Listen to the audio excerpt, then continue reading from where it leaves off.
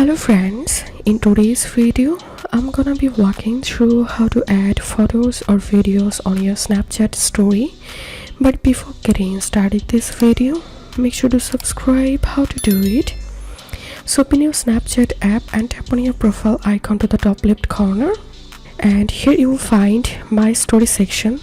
To add a photo or video to your story, tap on add to my story. Simply tap to capture a photo and tap on send. So that's how we can add photos to story, and to add a video on your story, tap again add snap, and now press and hold the record button and record your video and release, and now tap on send. And that's how we can add photos or videos on our Snapchat story.